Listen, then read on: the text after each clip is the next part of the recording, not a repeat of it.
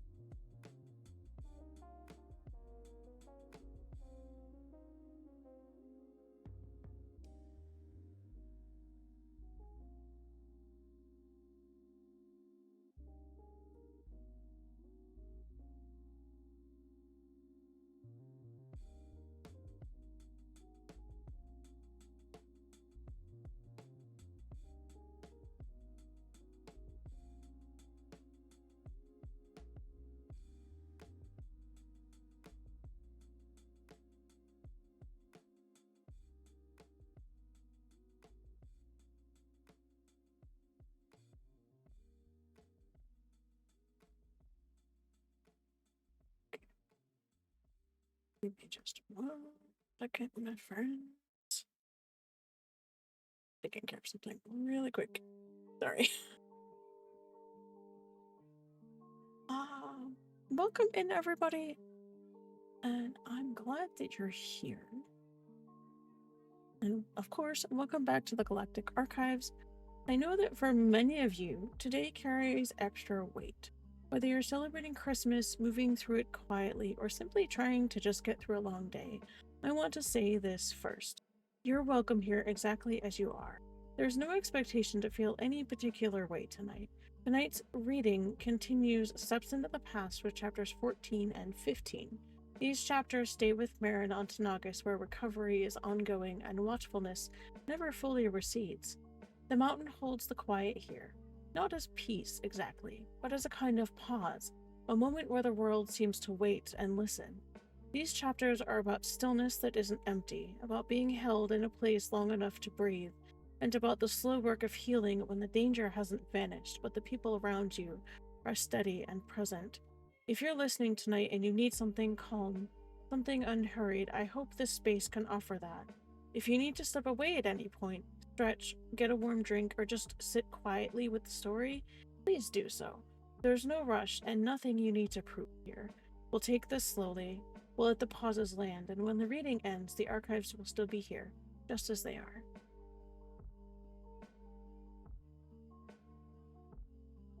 Right, getting my chapters going here. Sorry, I have like 2 screens going. I'm like feeling a little crazy over here. Sorry. Alrighty.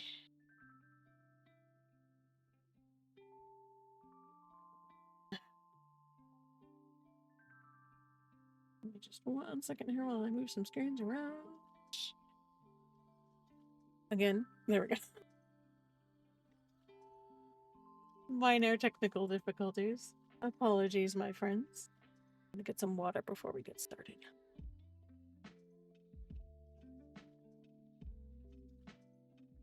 Alrighty.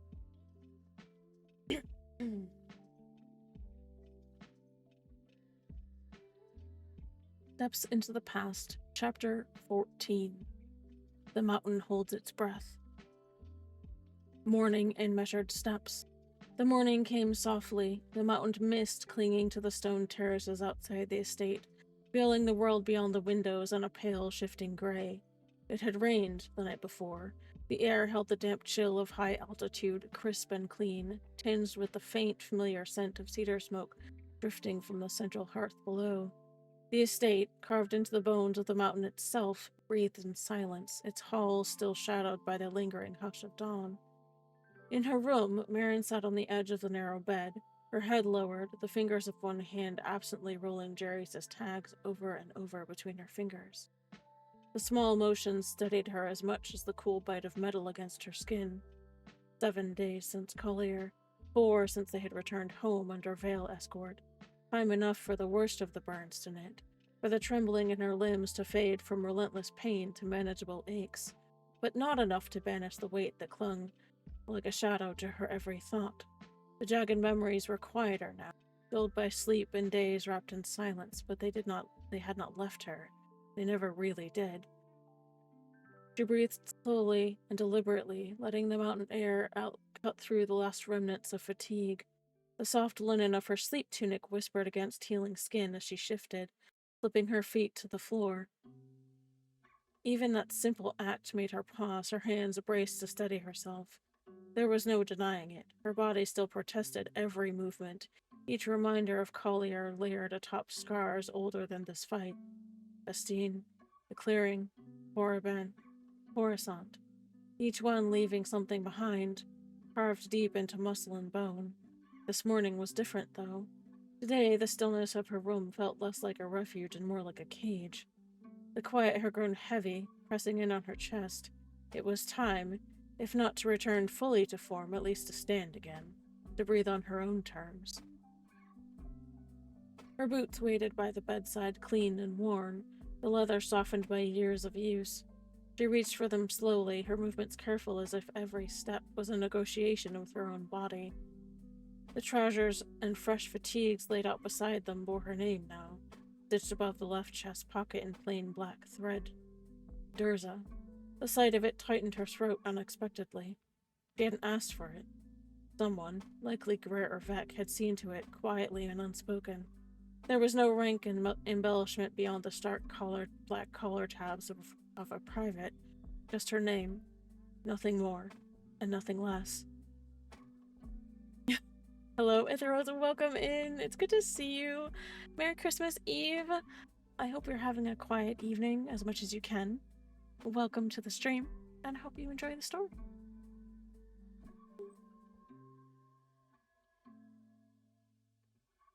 The first boot slipped on easily enough, but lacing it made her pause, leaning over with her jaw set, her breaths coming slow as the muscles along her ribs tugged in protest. The second one took longer. She clenched her teeth this time, refusing to call for help. This was hers to do, hers to reclaim. Inch by inch, knot by knot, the boots came together. She straightened eventually, sitting back and rolling her shoulders as if testing her own weight. It wasn't much, but it was something. The kind of small victory Jarius would have marked with a quiet nod, the kind Ethan wouldn't speak of, but his eyes would catch all the same. The door creaked softly. Greer stood there, his broad-shouldered silhouette filling the narrow space, his arms folded, saying nothing. Watching, assessing as always. His presence was as steady as the mountain itself. A wordless sentinel. Merrin didn't look up at first, knowing he'd stay there as long as it took. Only when her hands dropped to rest on her knees, Jarius's tags clutched tightly, did she glance towards him. He tilted his head just enough to say, "You're moving. Good." There was no smile, no words, just that. "I'm fine," she said quietly, though they both knew it was only partly true. Greer's only response was a soft exhale through his nose, one brow ticking upwards. They'd danced this line before. Bastine, Tanagis, and every battlefield in between. He didn't press her now, he didn't need to. The fact that she'd laced her boots spoke volumes enough. Merrin rose carefully, balancing on her feet for a breath before steadying herself with one hand on the carved bedpost. She slid the tags back around her neck, the familiar weight settling at her collarbone like an anchor. For the first time in days, she didn't feel like she was merely surviving. There was still a long way to go, but standing here, with her boots on, her breath steady, she felt a flicker of herself returning. Outside, the mist shifted. The day was waiting. Hey Daz, welcome in! Antheros, don't be farting in my chat, that's rude.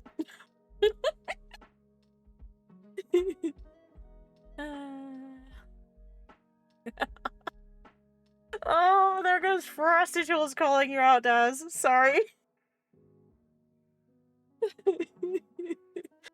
Oh dear.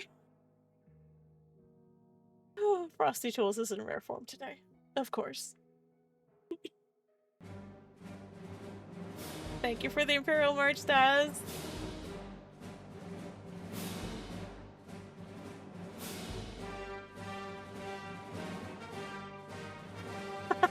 Thanks.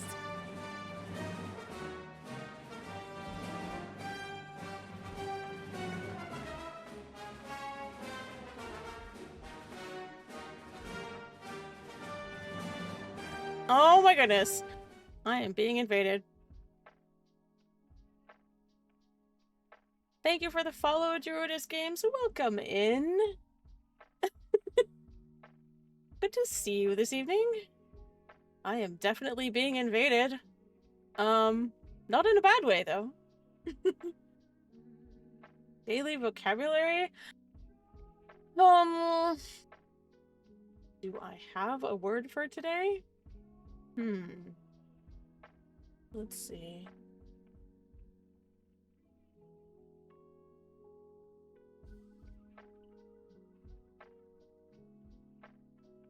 Actually, I do. I have a word for today. So, for anybody who's new here, my name is Meshla. I am primarily an audiobook streamer. I write and read Star Wars fanfiction and have been doing so for the last, 25 years or so. Yeah, let's not talk about it. And for anybody who is just now coming in, They know me from other places, not Twitch. But welcome in regardless. I'm happy to see you. And tonight I am reading chapters 14 and 15 of my story called Steps into the Past. And so we are dealing with quiet recovery.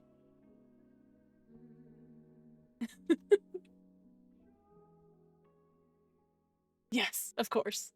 And so our vocabulary word today is bihot. For those who are not aware of what that is, it is a tea style drink. I always equate it to chai, but you could, I've also heard it compared to green tea in some circles, but I like to think of it as chai. So that is your vocabulary word for the day, and it is spelled this way. The closed captioning is probably going to mangle that, of course. Sorry.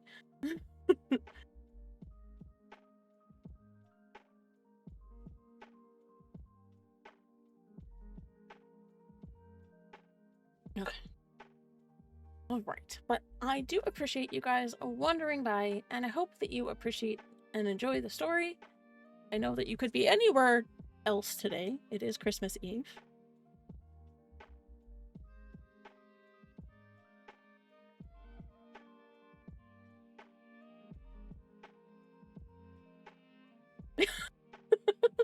There is.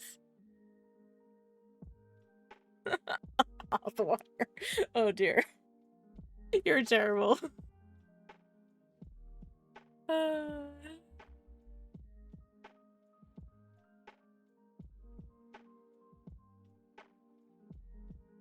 Well, hey, if you were having a rough day in League of Legends, Final Fantasy might have been the way to go. There's lots of good content going on there.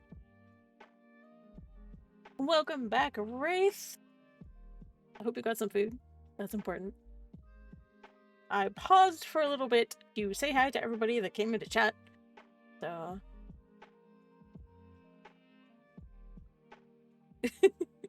yeah, I did see that. I'm still working through Dawn Trail. Unfortunately, I'm a little bit behind. I'll get there. Alright. Where was I? There we go. Let me get some water. Well, if you ever want help, I have a summoner on... Oh my goodness.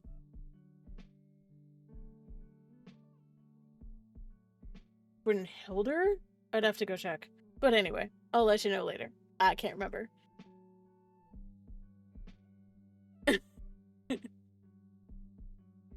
Yes, they did. You're welcome. And you've been playing it like crazy, as I see.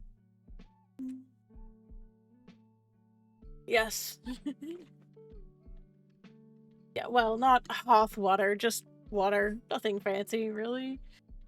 Just water. I noticed. Also, for anybody else who is new, please feel free to play with the channel redeems. And have fun. I'm always happy to pause and answer questions about the story, or give you vocabulary words or some lore. Happy to do that.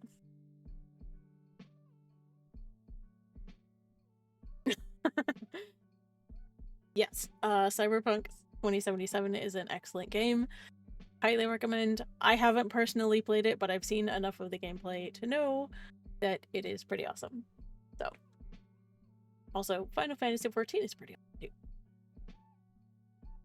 And if you're into gameplay streaming, I also play Star Wars The Old Republic, which I do stream that. I will be getting back to streaming Star Wars The Old Republic after the new year. I just wanted to spend the end of the year doing some kind of quiet, chill streams, so I figured that reading and workshops and things like that would be the way to go for the end of the year, because like most people, I've been pretty busy, and I felt that kind of having a quiet space for you guys to kind of chill and relax and just listen, I thought that would be a really great way to end the year. So we're going to do that. All right. Now, where were we? But yes, if you guys have any questions about the stories or where to find them or my writing process or anything like that, please feel free to ask in the chat and I will answer when I get a chance to do that, okay? But please feel free to drop them in chat at any point and I will respond when I'm able. All right.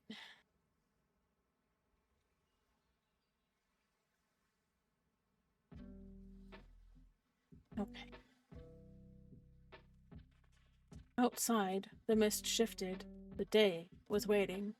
Dwyer stepped back, making room and offering no hand, but keeping close enough to catch her if she stumbled, just as he had in the long walk back from Valkyrie, from Korriban before it, and from every battlefield that had tried and failed to break her completely. He said nothing as they moved towards the hallway, only a small nod once they'd crossed the threshold. Measured steps, kid. That's enough for now. I don't know about you guys, but I'm a little cold.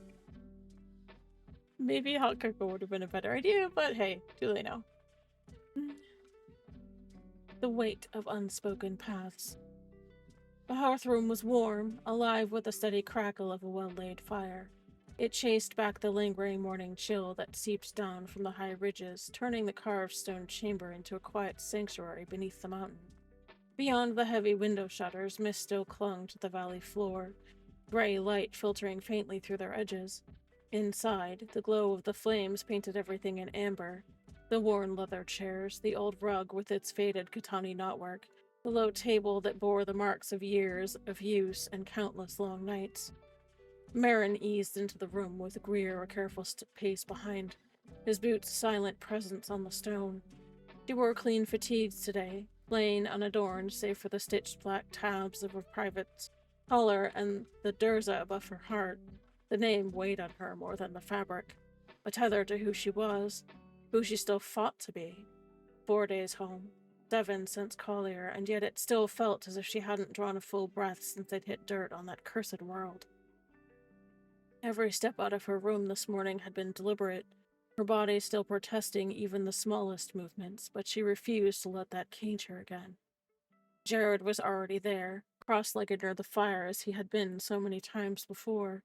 His blonde hair caught the light with soft gold highlights, a quiet sentinel presence that had become second nature to him where she was concerned. His blue eyes tracked her movements as soon as she entered, calm but intent, reading every shift of her balance, every faint wince she tried to hide. Without a word, he rose and moved to her side, his arm brushing hers briefly in silent support, a steadying weight if she wanted it. She did, leaning ever so slightly against him as they crossed the room together. Ethan sat in the chair closest to the fire, his broad shoulders hunched slightly as he stirred his cup of steaming behot with the same quiet patience he'd always had before a hard conversation. His brown eyes lifted to her immediately, sharp and warm, all at once. He didn't speak at first, just gave a slight nod of approval that she'd come down under her own strength today. Greer moved to stand near the far archway, folding his arms, and, watchful as always, his presence grounding the space.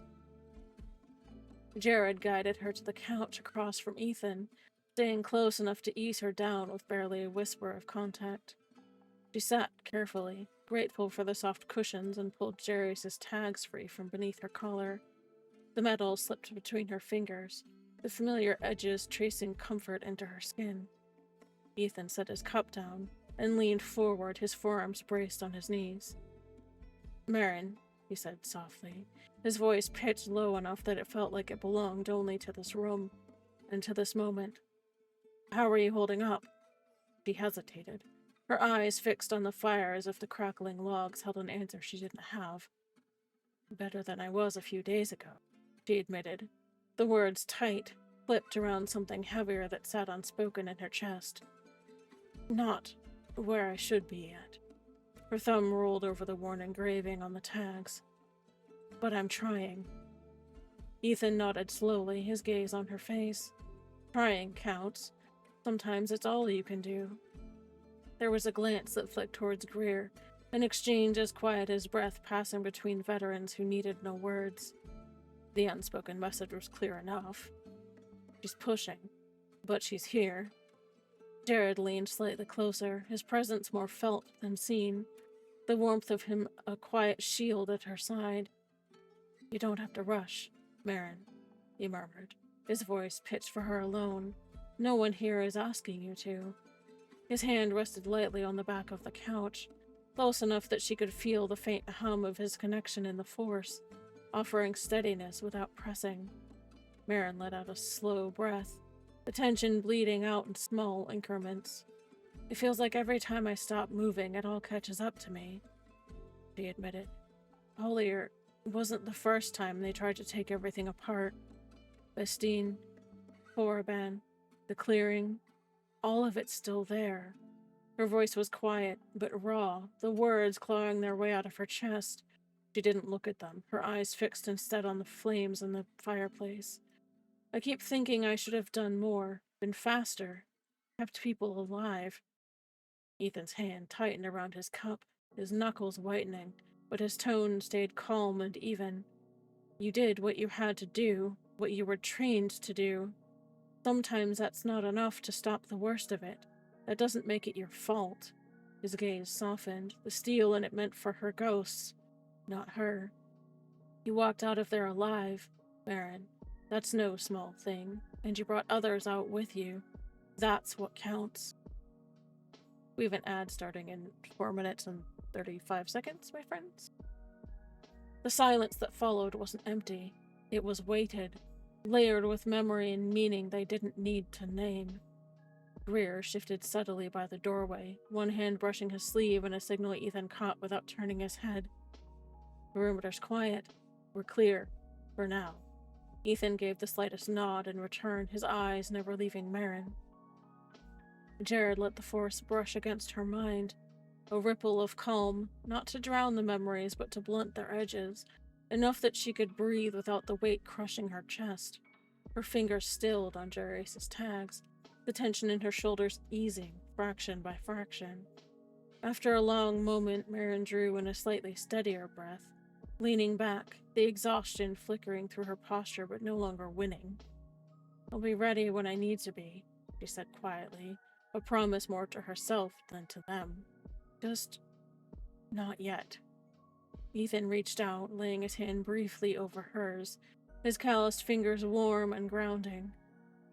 "No one's asking for yet, Marika. We just need you here." Jared stayed close, quiet as the mountain itself, his presence steady and unyielding beside her. The fire popped softly in the grate. Outside, the mist began to lift from the valley below, sunlight breaking through in thin, fragile threads through the trees. For now, that was enough.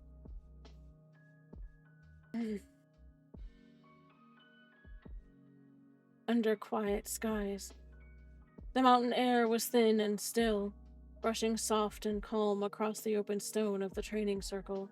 The sun hung low, pouring molten light over the snow-dusted peaks, turning them into silent sentinels standing guard over the valley. Marin stood at the edge of the circle, her bare feet on the cool flagstones, the soft gray linen of her tunic and dark trousers shifting in the breeze. The raw patches of skin along her arms and neck, still mottled from burns and Bacta treatment, caught the light like pale scars against shadow. Her hair, which was usually tied with the same precision as her armor, had been brushed back loosely, and it fell in wisps along her jaw. She closed her eyes and breathed deep, listening. Not to the mountain bird song, not to the whisper of the wind through the pines, but to herself. 7 days since Collier. 4 days of rest that felt more like confinement, even though the hearthroom's warmth and Jared's quiet presence had kept the darker memories at bay. She had tried twice before to move like this, to let her body remember the rhythm of the kata she had once known by instinct. Both attempts had ended with pain lancing down her ribs, her legs folding beneath her, and frustration pooling hot in her chest. But today it felt different. She was not healed. She just felt quieter inside, It was less a battle against the ache and more a slow negotiation with it. She needed this. Jared stood a few paces away, barefoot like her, the mountain light catching the faint streaks of gold in his blonde hair. His blue eyes tracked her with that same patient focus he'd worn on every hunt, every shared trial over the years. He said nothing, only reached out through the force, with a steady thread of calm wrapping gently around her own frayed presence, easing the lingering tension that sat heavy in her chest. Greer was there too, posted at the outer edge of the circle, leaning one shoulder against one of the carved support pillars that marked its boundary. To anyone else, he might have looked casual, his arms folded, his posture relaxed. Marin knew better. Every muscle was coiled, his eyes sweeping the courtyard, the tree line, the high ridges above, before settling back on her, watching, measuring, quietly keeping score of how steady her footing was, how much air she stole between breaths, just as she had on Bastine, on Tanagis after the clearing, on every step of every walk since they had brought her home again. I'm going to stop right there because we have an ad starting in about 10 seconds. Take that minute and a half, go get yourself some water, a snack, take your meds, hug your wife or your husband. I'll be back.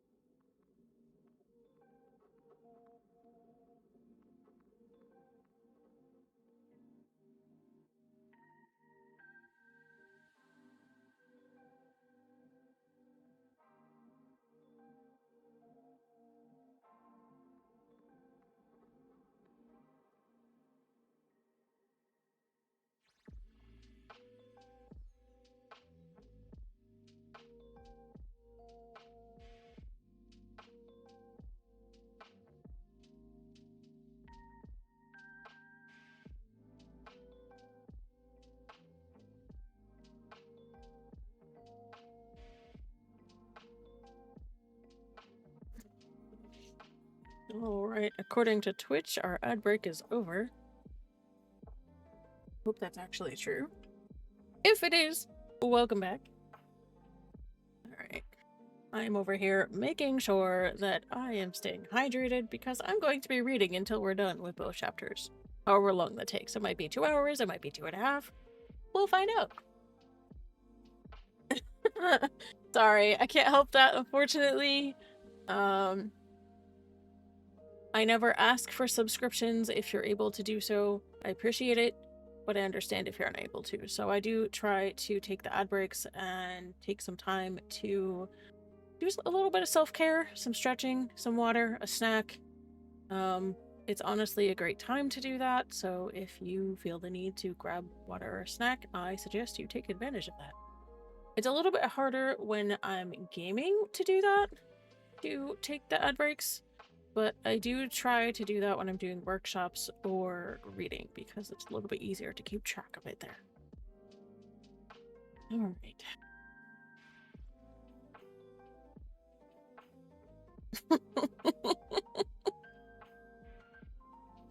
Great minds think alike. Yes. Those redeems are also for you guys. If you feel you need to remind yourself to do something, that's partially what they're there for.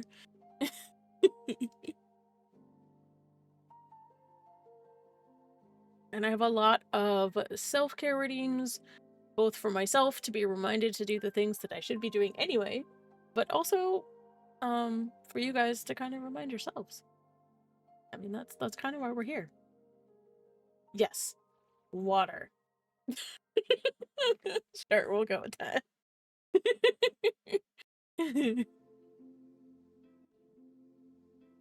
Oh boy.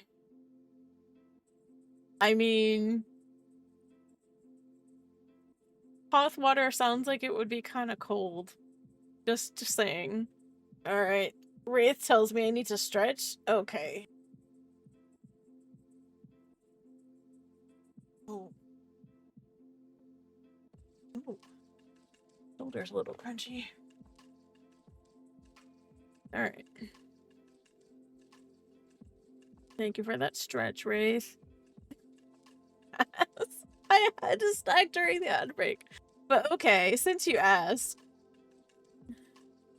Yeah, a snack. Okay. So I have fruit snacks. Or I have pretzels. What do you think?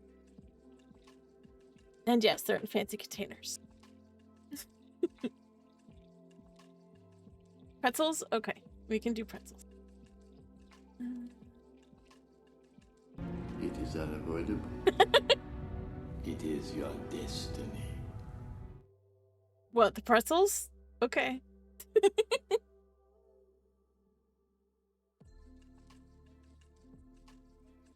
Ooh, Oreos.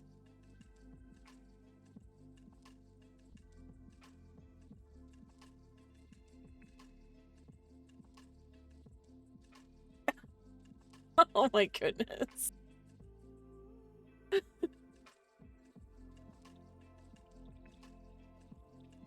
Oreos in general sound pretty good. I'm not gonna lie.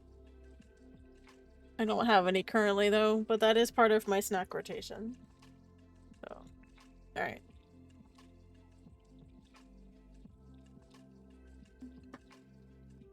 Yes, I have my snacks in fancy containers. Eh.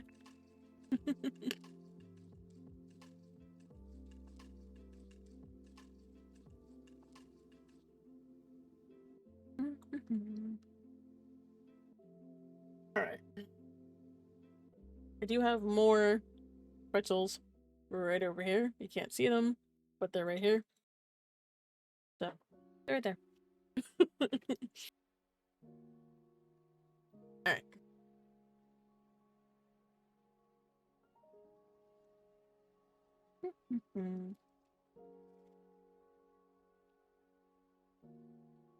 Jared's voice broke the silence, low and steady. Start small, just the first form. Marin opened her eyes and met his, and gave the smallest of nods.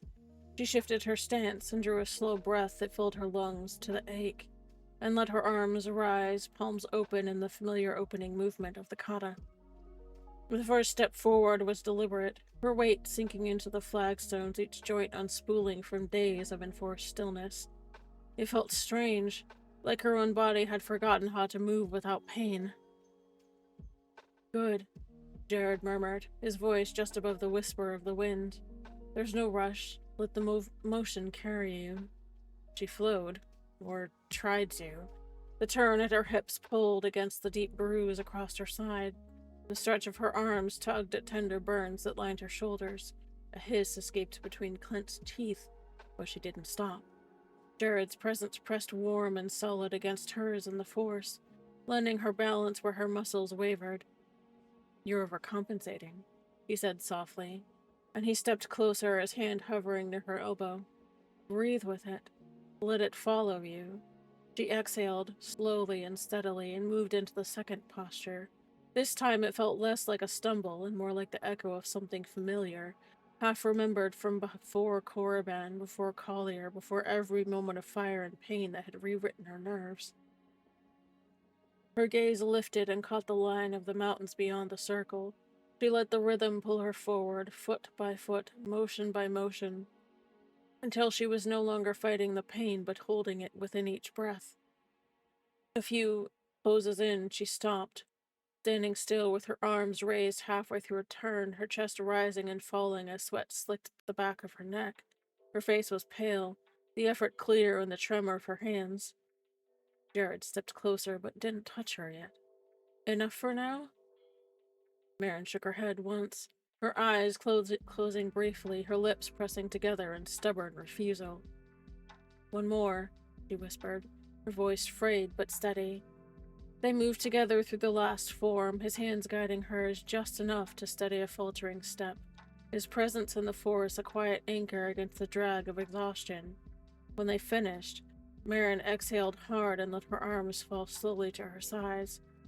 She didn't protest when Jared's hand settled on her shoulder this time. It was a grounding weight, guiding her back toward the low bench at the edge of the circle. She sat heavily, her bare toes curling against the stone, her chest still tight but easier than it had been. Her eyes found Greer, and for the first time since Collier, she saw not just the wary watchfulness, but a flicker of something else. A quiet approval he didn't voice, but he didn't really need to. For a long moment, none of them spoke. The only sounds were the slow return of Marin's breathing to normal rhythm and the whisper of the wind over the mountain ridge. When she finally lifted her head, the set of her jaw was tired, but calm, and the lines of tension in her shoulders had eased. This wasn't a victory. Not yet. But under the mountain's watchful sky, it was a start.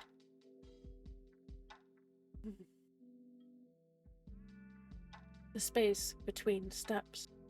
The light had shifted by the time Marin lowered herself onto the stone bench again. A wash of molten gold stretching long across the flagstones. The mountain's shadow reached toward the circle, stretching like an old sentinel across the courtyard. Beyond it, the forest swayed in the high-altitude breeze, its steady whispering a stark contrast to the sound of her own pulse, still thrumming in her ears.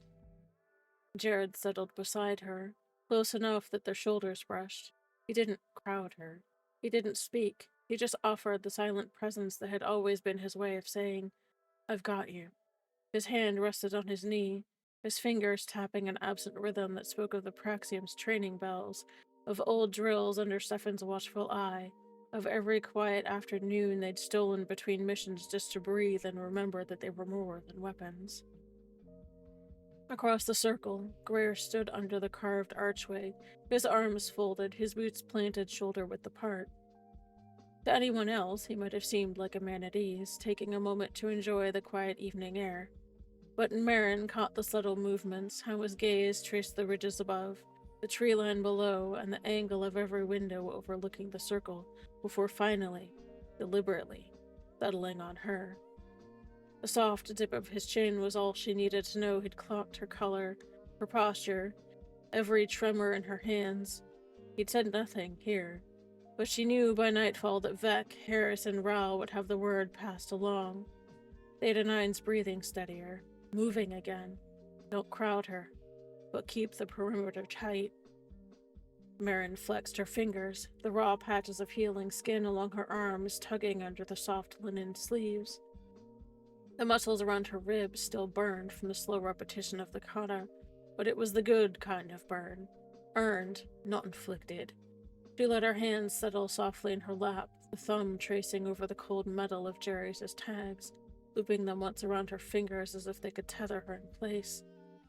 Jared finally broke the silence, his voice low and rough-edged in the way that it got when he was choosing every word carefully. That was better than yesterday. Marin huffed a quiet laugh, her head dropping forward. It wasn't exactly graceful. It wasn't supposed to be, he said, leaning forward, his hands on his knees, glancing sideways at her with a faint, crooked grin. It was supposed to be you moving again without your legs trying to fold beneath you. She rolled her eyes, but didn't argue. Her voice softened, almost reluctant now. It still feels wrong. Like I've got to fight my own body to remember what it used to know. Sorry.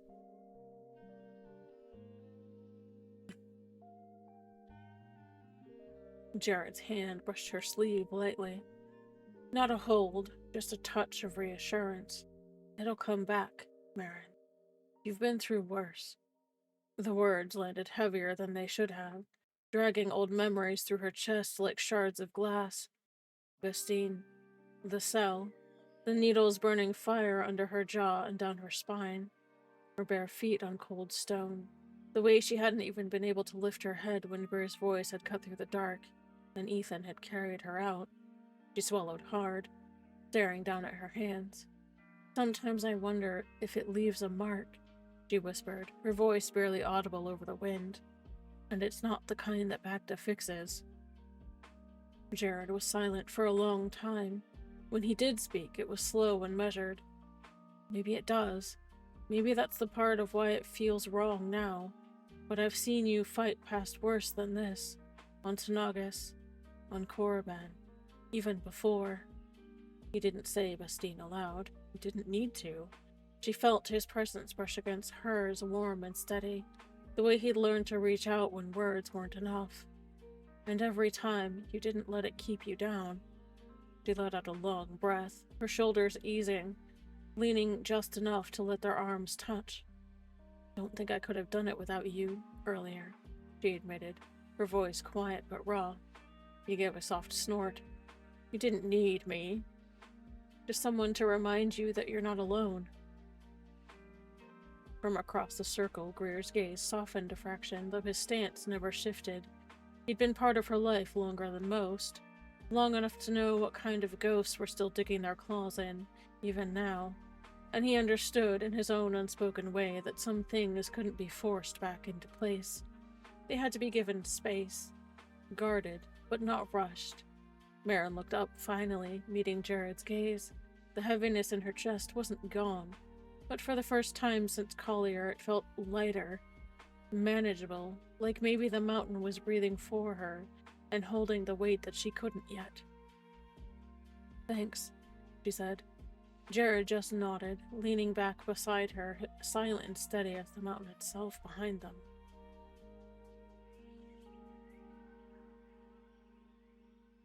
Measured hours. The mountain seemed to know their unease. Outside the windows, dusk had gathered like a living thing, painting the ridges and fading strokes of amber and iron before sinking them into indigo shadow. The hearth-room held its own quiet warmth, firelight flickering against the rough-hewn stone walls, and casting a soft glow over the long table where the weight of unspoken truth sat heavier than the meal itself. Marin occupied the corner seat closest to the fire, a blanket draped loosely around her shoulders over her soft gray tunic. The fabric shifted as she absently traced the edge of Jairus' tags, looping the chain once and then twice around her fingers, grounding herself in the cool metal's familiar touch.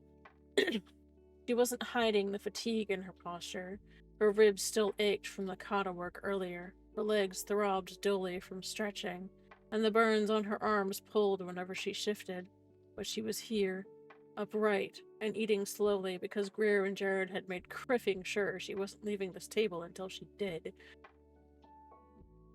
Greer sat a few chairs down, his posture loose enough to blend in, but with eyes that missed nothing.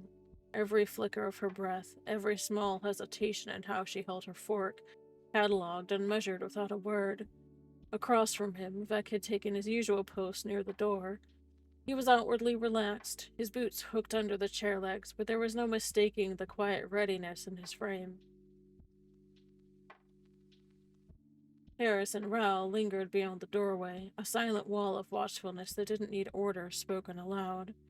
Ethan stood for a long moment at the far end of the table, his brown eyes sweeping the room, reading each of them in turn the way a Marine reads a battlefield before stepping into the open. He set down his cup of caf, pulled out a chair beside Callista, and eased himself down slowly. The old leather of his jacket creaked softly as he leaned forward, his forearms braced on the table. Connors pinged me this morning, he said finally, his voice even but carrying that undertone that meant this wasn't just idle conversation. He wants a status report tomorrow, wants to know if the Denian's fit to return. His gaze slid deliberately to Marin, softening, and then returned to Greer. He'll give us more time if we ask, but you know how this game works. Callista's eyes, ice blue and too perceptive by half, rested on Marin, her fingers curled loosely around a cooling cup of Bihot. She didn't speak, but her silence carried its own weight, a healer's assessment waiting for truth to be named. Greer exhaled through his nose, slow and deliberate, like he was weighing every word before it left his lips. We can buy another week, maybe. Beyond that, he shrugged one shoulder, his gray eyes briefly flicking toward Vec before settling back on Ethan. It's already pushing the envelope. The meaning beneath it was clear enough. Connors was risking his own neck by stretching Vale leave this long. Someone, somewhere, would start asking the kind of questions they couldn't answer.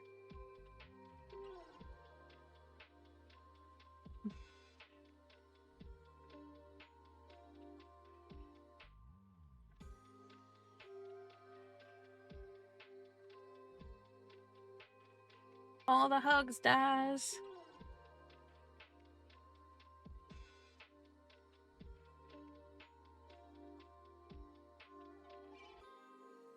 Jared sat to Marin's left, close enough that his knee brushed hers under the table. He didn't speak yet, but his presence was an anchor she hadn't realized she needed until now. Okay, we'll see you when you get back.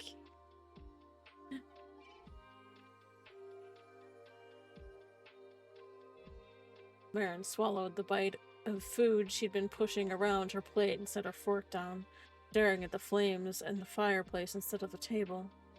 If I go back too soon, I'll be a liability, she said quietly, the words edged with a frustration she didn't bother to mask. I can move again, but... Her hand tightened on the tags until they dug into her palm. Not the way I should. Not if it happens again. The room was still for a long breath. No one had to ask what it meant. They all knew. Collier had been a live fire reminder of Bestine, of how fast an op could go sideways when Deathwatch made their move. And they all knew the way that Marin had been pulled out 3 years ago. The empty stare, the needle marks burned into memory, was a ghost that hadn't left any of them since. Ethan's jaw tightened, but his voice stayed calm and measured. Which is why you're still here, he said, the finality in his tone leaving no room for argument. Wow, words. Veil or no veil, Connors knows you don't go back half-ready. If anyone's got a problem with that, they can talk to me. His gaze met Greer's. There was a silent exchange passing between them, decades of shared battlefield shorthand compressing into a few subtle shifts of expression and a fractional dip of the chin. Wow. Words are hard. Jared leaned forward, his voice low but firm. If Connors wants proof you're not ready, we can give him that. And if he wants proof you're close, we can give him that too. He glanced briefly towards Ethan before adding, but none of us are letting you walk back in there until it's the right time, Marin. Not again. Marin closed her eyes briefly, exhaling a breath she hadn't realized she'd been holding. There was relief in their words, but also the reminder she hated that time was not on her side, that somewhere out there someone was already setting the next trap, laying the next thread of false intel meant to pull her back into the fire, and they couldn't stop it. Not yet. They could only brace for it. She opened her eyes, glanced around the table, and then gave a small, weary nod. All right, she said softly. 1 more week. Ethan reached for his cup, but his eyes stayed on her, steady and warm. 1 more week, he echoed quietly, and this time it sounded like a promise, than a reprieve.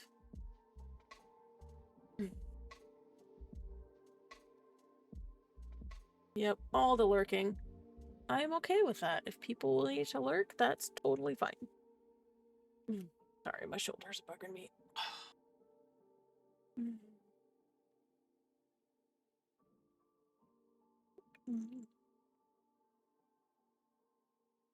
Silent perimeter.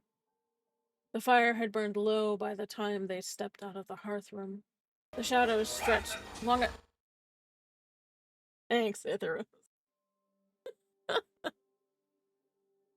I see you were playing with toys. That's what they're there for. Let me start that paragraph again. Yes, thank you. Oh dear.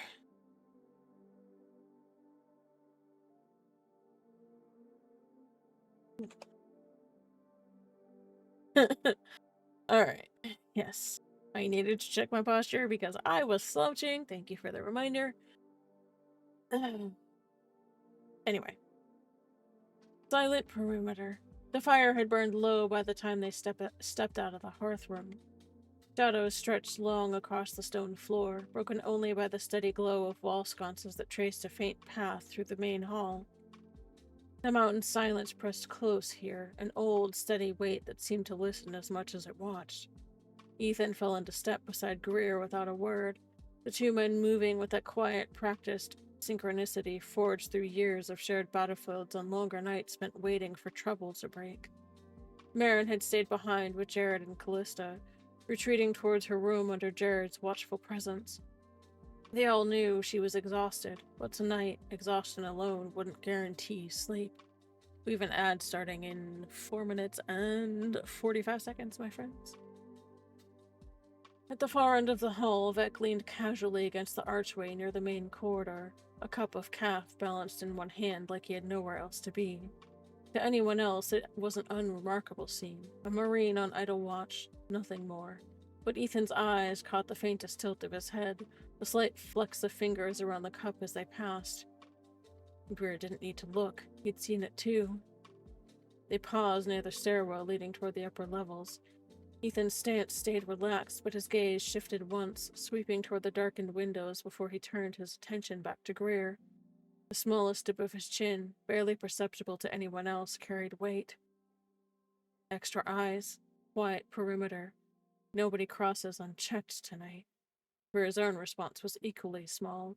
A slow exhale through his nose as his hand adjusted the sling of his rifle just enough to signal. Understood. Vec and I will handle it. The words didn't need to exist in sound. Decades of silent signals had sharpened their shorthand into a language all its own.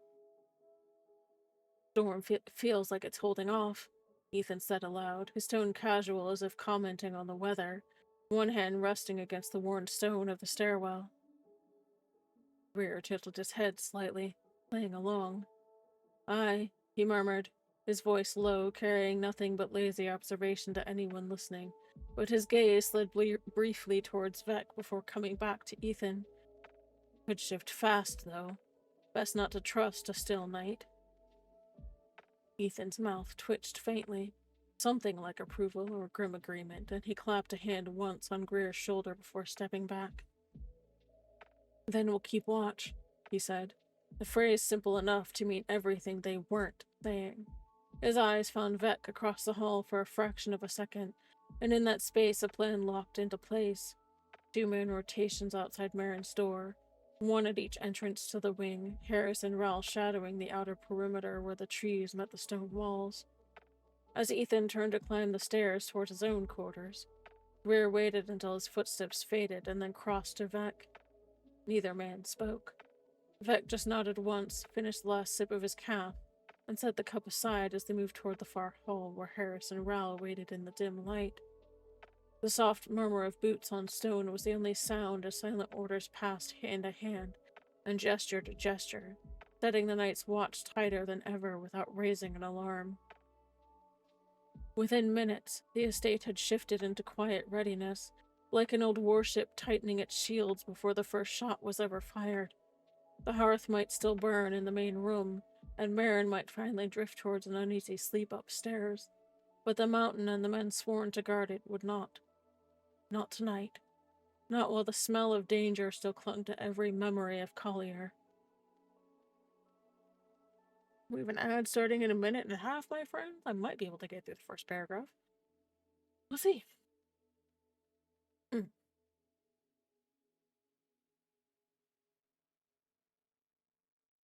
Shadows at the door. The room was quiet, the kind of stillness that felt deliberate. The only sound was the faint, steady crackle of the hearth across from the bed and the occasional sigh of wind against the mountain walls. Marin sat propped against the headboard, the soft gray linen of her sleep tunic creased where her fingers clenched at the blanket draped across her knees. She should have been asleep by now. She'd eaten, she'd cleaned up, even taken Callista's quiet advice to let the salve soothe the worst of the raw patches that were still healing along her arms and neck. But rest refused to come. It was the silence outside her door that unsettled her the most. It was not the comforting silence of Tanagis nights, the murmur of distant wildlife, the whisper of leaves through the mountain breeze, but a different kind of silence. Watchful, weighted. She could feel it, like a shift in the air, a subtle alertness on the other side of the wood. She didn't need to see it to know. Greer, or Vec, or both, were there, and if they were holding that kind of vigil, it meant they still expected trouble.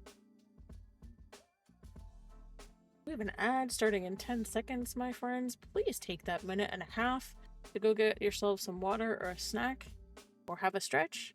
I'll see you back here in a minute and a half.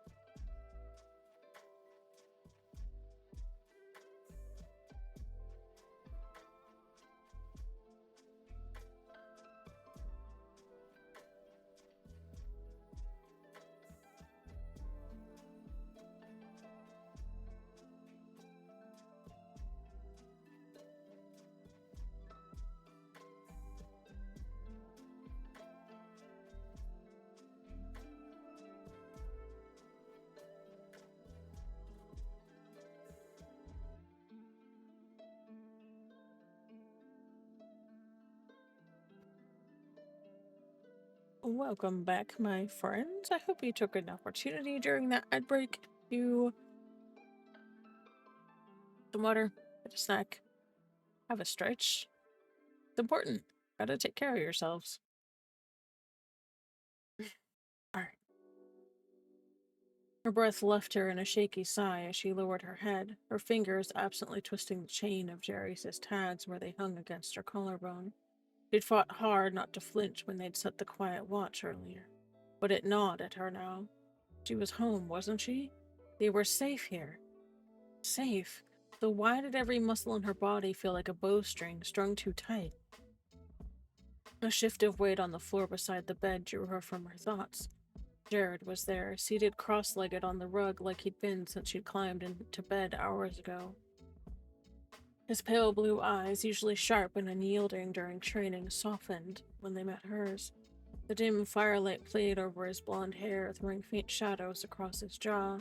He'd stayed silent most of the night, his presence alone a quiet promise that he wouldn't leave. Not this time. "You're not breathing right," he said softly, his voice pitched low enough that it felt like it belonged only to this room. Too fast, too shallow. He didn't move closer yet, just tilted his head, studying her like he used to during long Proxium sparring sessions where she overextended herself. "Talk to me, Marin. What's in your head?" She hesitated, her thumb running a slow circle over the worn engraving on her father's tags. "It's quiet," she whispered finally, her gaze flicking toward the door. "Too quiet. I can feel them out there. We're Vec, holding the hull like we're back on Valkyrie, waiting for the next hit, and She stopped, pressing her lips together hard before the words slipped out without her permission. "I hate that they feel they have to. I hate that it's always like this." Jared shifted then, unfolding himself enough to slide onto the narrow edge of the bed beside her. Not close enough to crowd, but near enough that his presence anchored her. He let his hand rest on the blanket between them, his palm open. "They're out there because they know what you've been through," he said quietly, each word deliberate and grounding. "Not because they think you're weak, but because they know what it's cost you just to get here.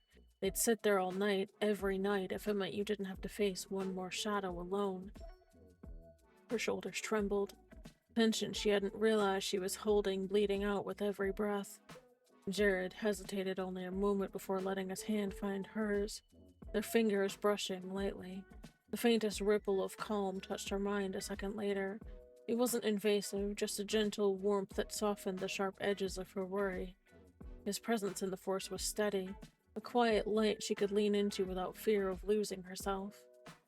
"You've got me," he murmured, his thumb brushing the back of her hand. "You've got all of us. Let it go for tonight. Just breathe, Marin. Let me hold the weight for a while." Her eyes stung unexpectedly, but she managed to nod, shifting just enough to let her shoulder rest against his. The taut line of her body eased a fraction, her breath coming more slowly now, steadier as the silent promise he offered settled beside the ever-present vigilance beyond the door. For the first time since Collier, the estate didn't feel like a waiting ground for the next fight. It felt like a sanctuary. Fragile, maybe. Temporary? Definitely. But real.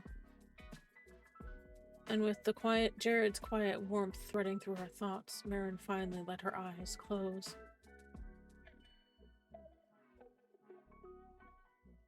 "There are battles you fight with a rifle, and battles you fight just to get out of bed.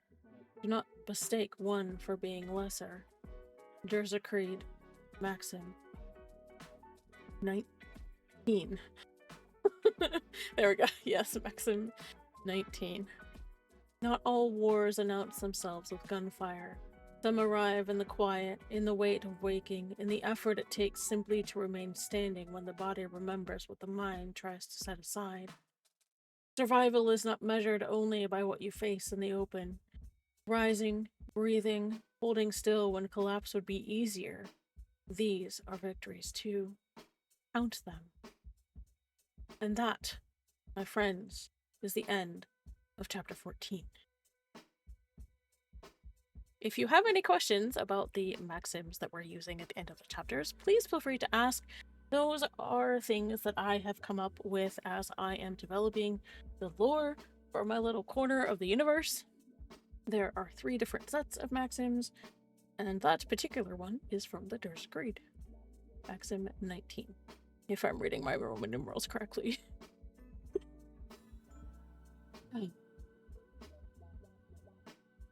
Alright.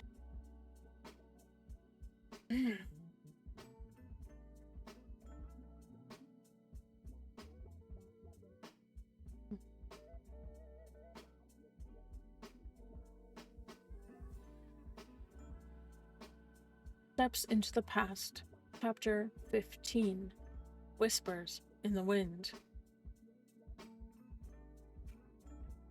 Just a moment here. Alright. Shadows beneath quiet morning. The hearth still held the last embers of the night's fire, a low, steady glow that painted the stone walls of the estate's main room in muted warmth. The mountain air seeped through the old stone despite the sealed windows, cool enough to make Marin pull the soft linen tunic closer around her shoulders as she descended the steps. Her bare feet were soundless on the wood, but her steps betrayed a slight hitch, the residual ache of wounds not yet fully healed. The estate was quiet, too quiet for her liking. She knew Jared had only reluctantly let her walk down on her own this time, shadowing her from a distance. She could sense him in the hallway above, a quiet sentinel giving her space, yet ready to be there the instant she faltered. Greer's presence lingered nearby, a steady weight against her awareness even when unseen. The veil detail rotated in and out seamlessly, never intruding but always there. Watchful, silent, like a breath held too long. She crossed to the hearth, settling on the low, cushioned bench, her fingers curling around the clay mug Ethan had left waiting for her on the table. The faint herbal tang of steaming beehout curled upwards. The warmth seeped into her palms, grounding her. She let out a slow breath, almost matching the rhythm of the flames, trying to find calm in their flicker. No, not 16. This is 15. I was paying attention this time. I promise. I mean, I can read 16 if you guys really want me to, but we'd be here till like 11. Probably. I could. Oh, man. I did. I actually paid attention today and made sure that they were in the correct order. But if you guys would like me to, I could try and read 16. It depends on how my energy is doing by the time we finish this one. We'll find out. But for those who are not aware, I am trying to keep the streams to about 2.5 hours, unless my energy is good tonight. Yeah, I'd be here till like 10:30 or 11 if I read 16. Because it's taking slightly over an hour to read each of the chapters right now. The chapters themselves aren't super long, but I am also trying to keep engaged with chat as well, so that's making the chapter reading take a little bit.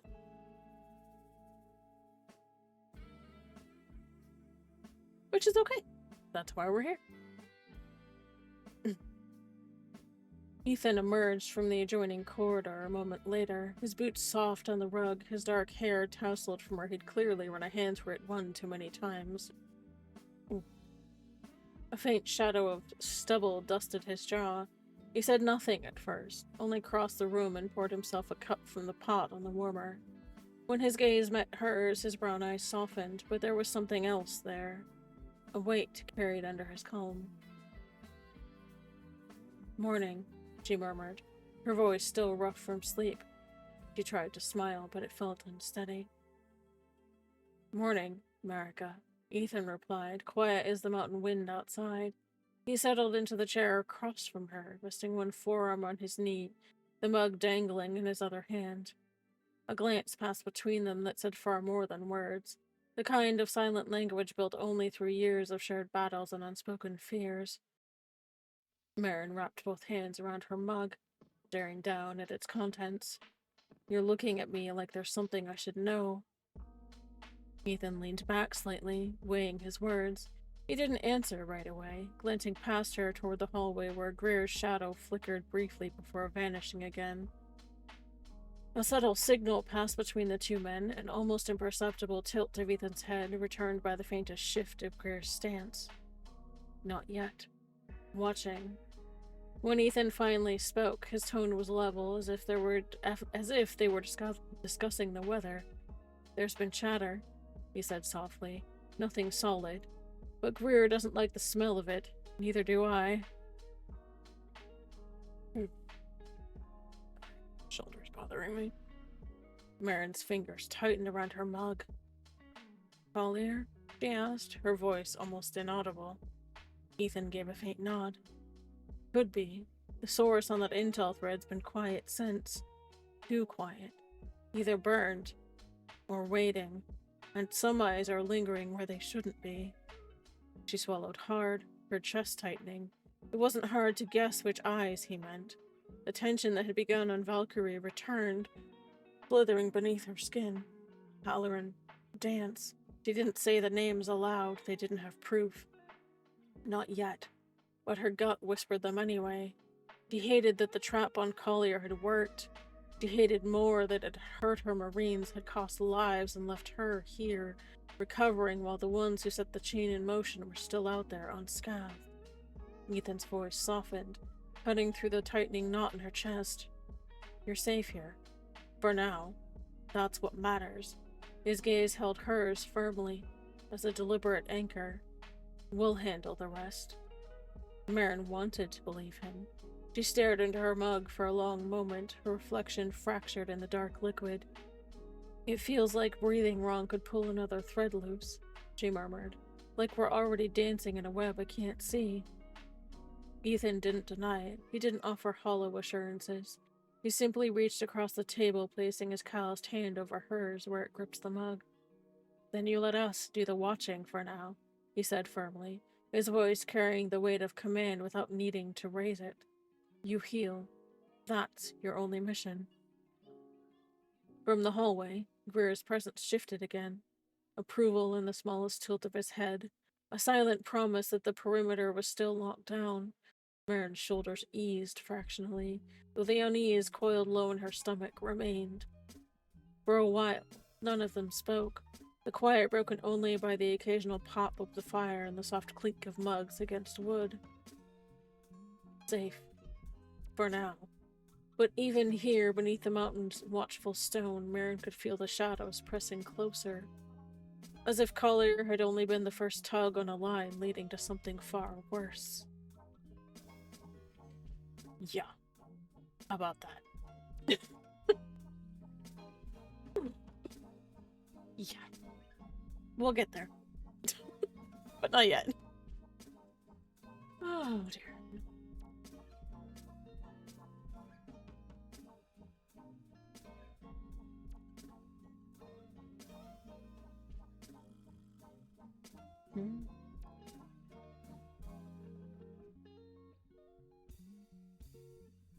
Oh, okay.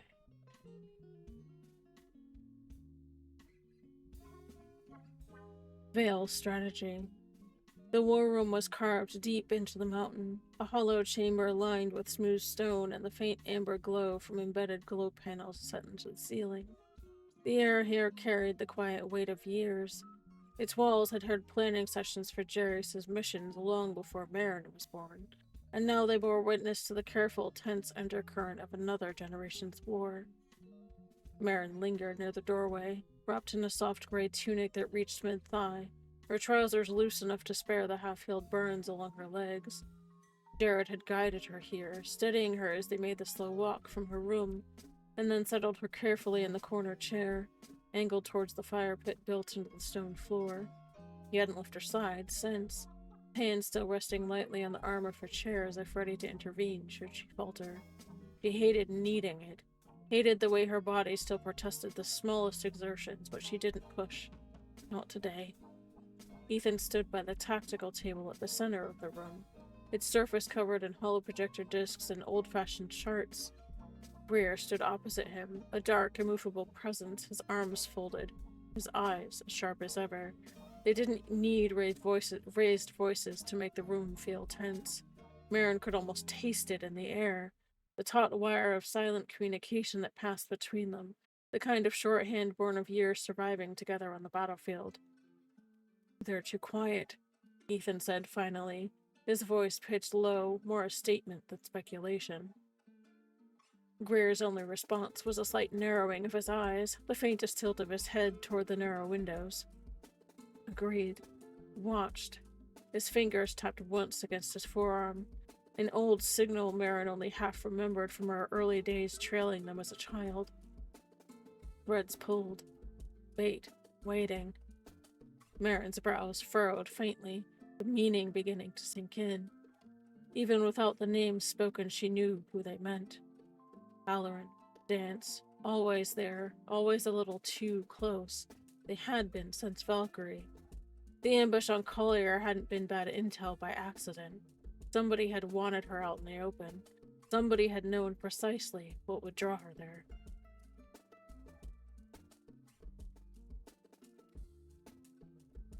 Sorry.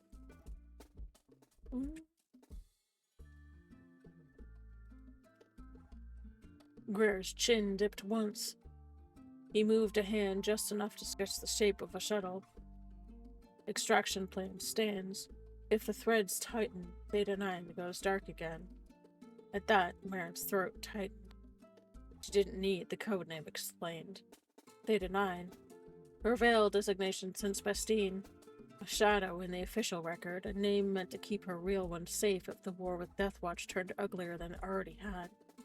It hadn't been pulled from storage in months. Now, it lay on the table like a loaded weapon. Jared's presence beside her sharpened for a heartbeat, as if his force sense bristled on instinct. He glanced toward Ethan and Greer, and then down at Marin, his hand shifting to squeeze her fingers in quiet reassurance. He couldn't follow all of their signals, not like Marin could, but he understood the weight in the air. Marin swallowed hard and finally broke the silence, her voice low but steady. You think this isn't over? Collier wasn't just a hit and run. Ethan's gaze flicked to her and then softened just enough for her to see the man beneath the commander. No, he said, simple and unflinching. Collier was just the first hand they played. Whatever's next, it's being stacked right now. Greer's eyes met hers across the table, a rare flicker of something more than a soldier's stoicism in his stare. Not pity, never that. Just an unspoken promise. We're ready this time.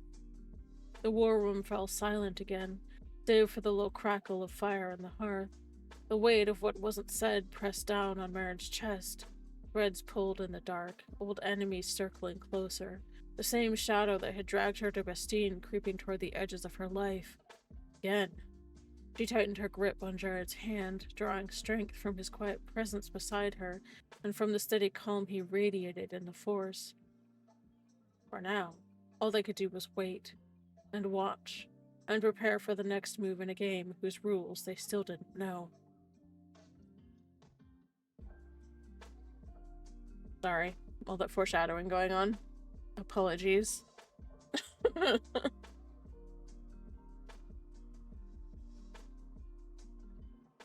Threads of old scars. The estate was still. Night had long since draped itself over the mountain, the stars faint through the high, thin veil of clouds above. Only the low hum of the environmental generators and the distant hiss of wind against stone broke the silence. Marin slipped down one of the narrow side halls barefoot, her soft linen trousers whispering against her legs. She carried a small lantern in one hand, its glow casting long shadows along the rough-hewn walls. She wasn't running from the war room. Not exactly. But she couldn't stay there either, not with Greer's coded gesture still dancing in her mind, not with Ethan's quiet certainty that Collier was just the beginning. The quiet alcove, carved out near a narrow balcony overlooking the northern forest, had always been her refuge since coming home. It was a place to breathe, to think. Tonight, it felt fragile, like the mountain air itself might collapse if she let herself feel too much. Jared found her there, as if he'd been waiting for her to slip away. He didn't say anything at first. He just stepped into the soft glow of her lantern and lowered himself onto the bench beside her. Close, but not crowding. He didn't need words to tell her he was there. His presence in the force brushed hers like a steadying hand.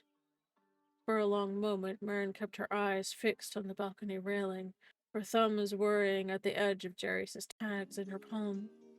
She turned them over and over, feeling the worn engraving beneath her fingertips, anchoring herself in the quiet rhythm of it. But it wasn't enough to keep the memories back. Not tonight. I can't stop seeing it, she said finally, her voice barely above a whisper. Every time I close my eyes, it's Bastine again. Collier. It doesn't matter how hard I try to stay here. It's like they're stitched into my skin. She swallowed hard, pulling her knees closer as if folding herself small could keep the weight of it from crushing her. I thought I'd buried that place. Thought I'd left it in the ash when Ethan carried me out. But every time Deathwatch moves, every time they try to draw me out again. Her words trailed off, trembling with something halfway between fury and fear. She didn't dare look at Jared. If she did, she wasn't sure she'd be able to keep her composure at all. He didn't speak immediately. Instead, his hand found hers, warm and solid, his fingers lacing slowly with her own. A ripple of calm moved through the force. Not the kind that dulled pain or walled it off, but the kind that steadied shaking hands and quieted a racing heart. I'm here, it said. You're not in that cell anymore.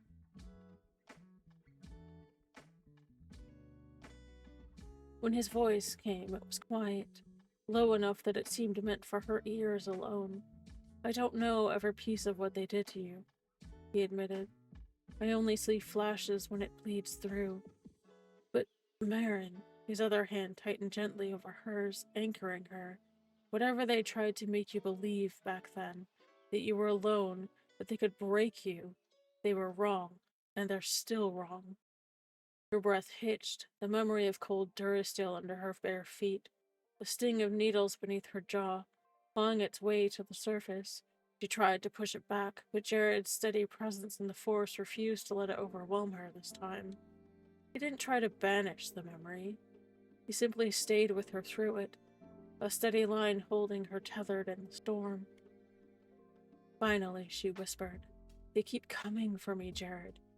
Even when I fight back, they find a way to make me feel 12 years old again. Helpless. Like it'll never stop. His arm slipped around her shoulder slowly, giving her every chance to pull away. When she didn't, he drew her in, letting her rest her head against his chest. His chin brushed the top of her head, and his voice was quiet but unyielding. It will stop, he said, because they don't get to write the rest of your story, Aaron. You do. And no matter what comes next, you won't face it alone. She gripped Jerry's tags in her fist, the cool metal biting into her palm, grounding her alongside his words. For the first time in days, the tightness in her chest eased just enough for her to breathe.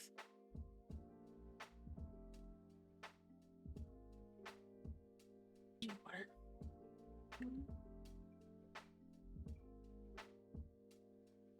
We have an ad starting in 3 minutes and 20 seconds, my friends. Quiet reconvening.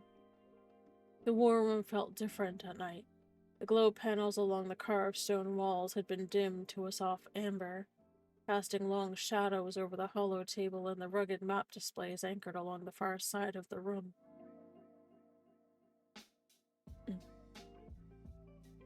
The mountain's silence pressed in around them, broken only by the quiet hum of the estate's old filtration system and the occasional creak of timber beams settling in the high ceiling. Ethan stood near the main display, one hand braced on the edge of the table, as he scanned through a muted feed of fleet updates scrolling across the hollow feed. His other hand rested against his hip, his thumb tapping against the leather of his holster, a small, unconscious rhythm he'd fallen into since they'd brought Marin home 7 days ago. Or 4 days ago, excuse me. Greer entered with the same measured pace he used on deployment, the door swinging closed behind him without a sound. Vec followed, pausing just inside the threshold like a silent shadow before settling near the wall, keeping his presence unobtrusive but sharp-eyed. Ethan didn't glance up immediately. Years of working together had taught him when Greer wanted space to think before speaking. It was Greer who broke the silence first, his voice low, pitched for this room alone. Perimeter's quiet. Harris and Ral have the north and east approaches locked down. He crossed to the table and set his gloves down beside the hollow panel, and then leaned forward slightly. She's asleep? Ethan gave a short nod, his brown eyes flicking toward the stairs that led up toward Marin's quarters. Jared stayed with her. She finally went under about an hour ago. Looked like she fought for every second of it. He exhaled slowly through his nose, the tension settling deep in his shoulders. She's holding together. Barely, but it's there. The weight. Greer's jaw tightened, his eyes narrowing slightly as he recalled the sight of Marin earlier. Her frame still too thin, her movements careful as though every breath carried a ghost of pain. His voice was quieter when he spoke again. Same look she had after Bastille, he said, like he hated dragging the memory back into the room, like every muscle still waiting for the next strike. Ethan met his gaze, a wordless understanding passing between them. Neither man liked how familiar this felt. He shifted the holomap with a flick of his wrist, pulling up the last layers of intel from Collier. The source markers, the signal chains that had brought them dirtside under, the impression they were dealing with pirates. Red lines flared on the map, weaving a trail of false leads that had landed Marin in yet another firestorm. And I'm going to stop right there, because we have an ad starting in 5 seconds. I will see you guys back in a minute and a half, my friends. Get some water.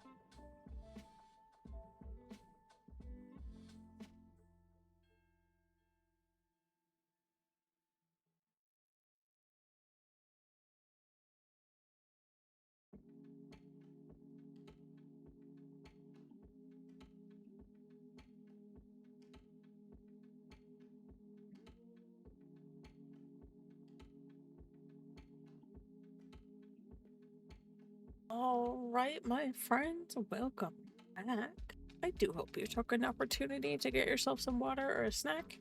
I definitely did. And remember to stretch, it's important. Especially if you have done something to yourself in the last couple of days. I am being reminded that my body is not very happy right now. So. Okay.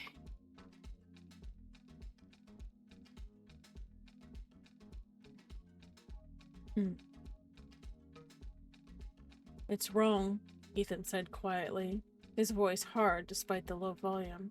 Every layer of it smells wrong, and someone's watching her too closely. Both of them are.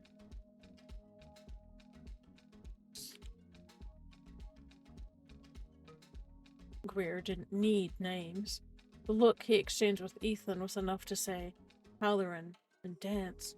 They were both too practiced at this game to speak openly where even the walls might listen. Sorry. He adjusted his stance slightly, the Marine's non-verbal signal, tilting his head just enough that Vex's sharp gaze caught it from the corner of the room. Eyes on both. Quiet. Vex's slight shift in posture, a thumb brushing the edge of his belt, was his only reply. Silent agreement. Connors won't move without proof, Ware said after a moment, his tone flat with the weight of reality. And right now, all we've got is a bad feeling and a trail we can't trace cleanly. Ethan's gaze hardened.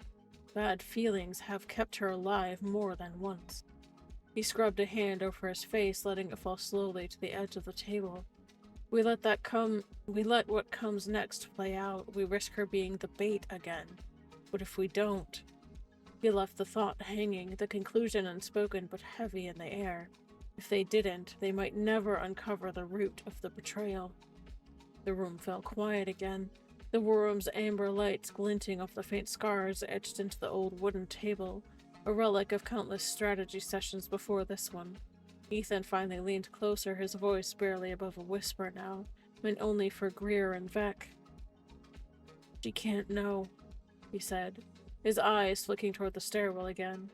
Not yet. Let her rest while she can. When the next storm hits, his hand curled into a fist on the table. We'll be ready. We have to be. Greer nodded once, sharp and deliberate. We'll keep eyes on them both. No gaps. There was a pause as his gaze lingered on the map display before he murmured, Theta 9 doesn't go through this again. Not on my watch. Beck's silent agreement came in the form of a precise two-finger tap on the table's edge before he melted back into his post by the door, as steady as the mountain around them. For a while, neither Ethan or Greer spoke. The only sound was the quiet hum of the hollow panel and the mountain winds outside, carrying with them the faintest whisper of the next fight waiting just beyond the horizon.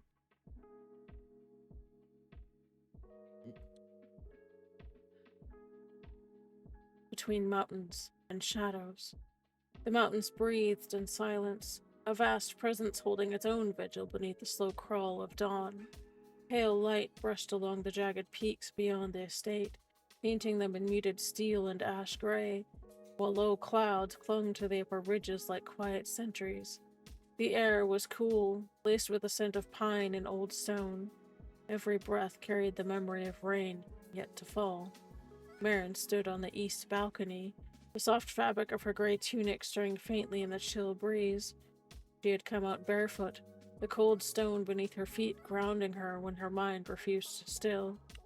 The scars from Collier no longer burned as they had days ago, but they hummed beneath the skin, a reminder of power dragged too deeply in wounds that would take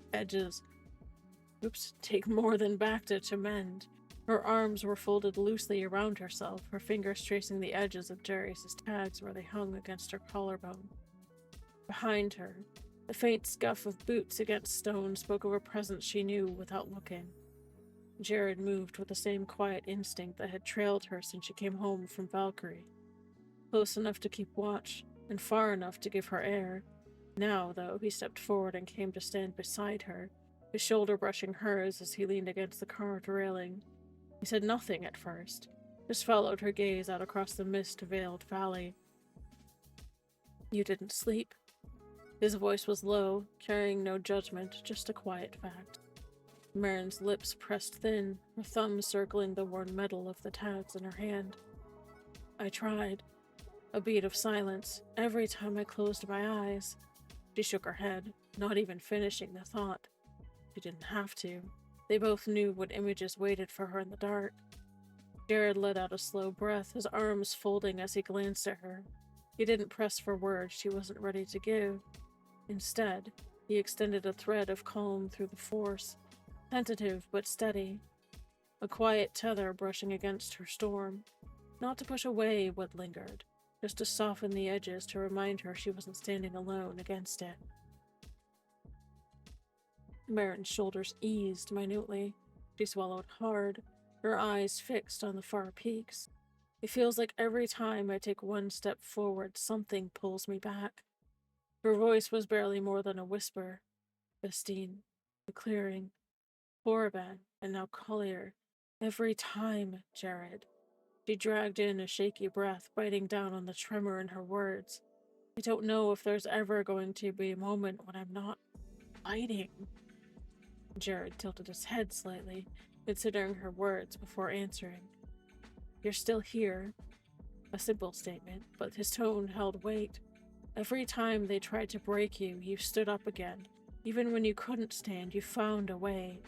He reached over, brushing his knuckles lightly against her hand where it gripped the tags, grounding her in the present. And you don't have to fight alone anymore.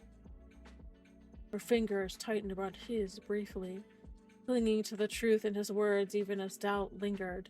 The force between them hummed with a shared memory. Not his own, hers, bleeding through. Bestine's cell, the cold bite of Durastale under bare feet, needle marks along her neck and spine, the suffocating weight of helplessness. He let it come. He didn't recoil or flinch, only offered back a quiet steadiness, an unspoken promise. Marin exhaled slowly, the sound shaky but releasing some of the pressure coiled in her chest. It feels wrong, Jade admitted after a long pause. The intel that led us to Collier, it was too precise, too clean. Whoever set that trap. Her gaze shifted to him, her blue eyes sharp despite the exhaustion. They're watching, Jared. I can feel it. I just can't see who. He glanced back toward the doorway where Greer's silhouette lingered just inside the hall, watchful as ever. Jared gave the faintest nod, a silent acknowledgement of shared understanding. This wasn't paranoia. It was instinct honed sharp by experience, and it was rarely wrong. We'll figure it out, he said softly, but there was steel beneath the words. Whoever's circling this close will cut them out before they get another chance. He let a beat pass and then added, his voice gentler, but not at the cost of you running yourself to the bone before then. Marin looked down, biting the inside of her cheek, conflicted, but unable to argue. For a long moment, the only sound was the sigh of the mountain wind and the quiet murmur of life beginning to stir in the forest below. And then Jared shifted slightly, tilting his head toward the doorway. Come on, he said quietly, offering his hand. Breakfast's waiting. We're not going to let you skip it, and if you're lucky, he won't lecture you about being out here barefoot. A flicker of a grin ghosted over his lips, trying to pull her back from the weight pressing down. Marin huffed a breath that might have been a laugh, might have been a sob. She slipped her hand into his, gripping it tightly, and for a moment she let herself lean into his presence as they turned towards the doorway. Behind them, the valley held its silence, but the mountain seemed to watch over them both, steady and unyielding as ever.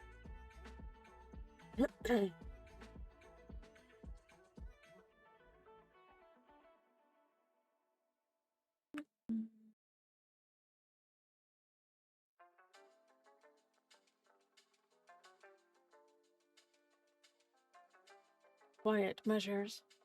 The hearth crackled softly, its warmth casting long golden shadows across the stone walls, the smell of firewood and herbs steeped in tea clinging gently to the air.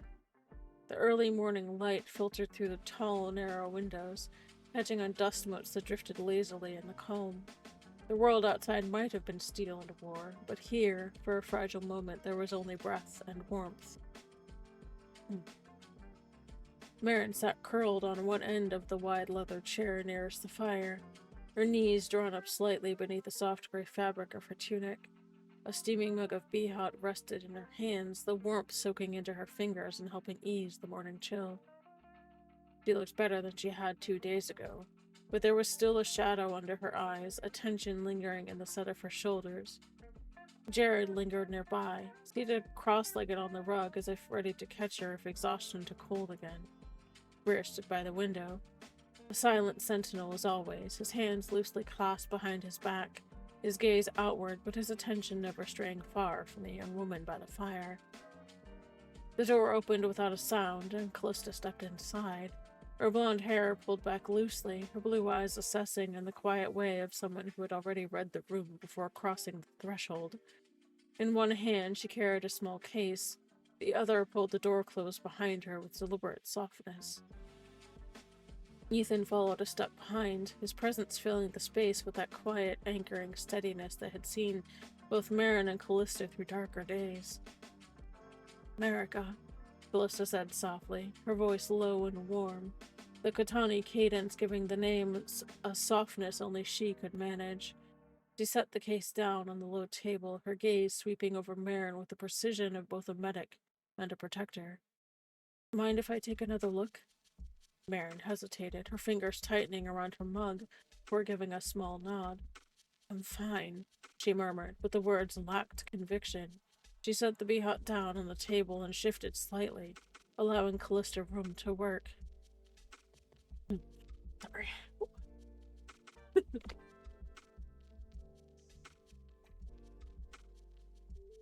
"Fine isn't good enough," Callista replied gently but firmly, opening the case to reveal jars of salve, fresh dressings, and a small diagnostic scanner. She crouched beside the chair, rolling up the sleeves of Marin's tunic with practiced care. The faint mottled red of healing burns traced along her forearms, and Callista's eyes softened, though her hands remained steady. Jared's presence stirred beside them. A quiet reassurance threaded through the force. Marin glanced at him briefly, reading the silent encouragement, before turning back to Callista. "It's better than yesterday," she admitted, her voice quiet. "The Bacta helped." Callista hummed in agreement, running the scanner over her arms and then her neck, noting the residual tissue stress and lingering inflammation. "Better doesn't mean healed," she said softly, reaching for the salve. "This will help the burn sensitivity. Hold still." Marin winced only slightly as Callista's cool, practiced fingers began to smooth the salve over the worst patches, the faint scent of herbs and antiseptic rising between them.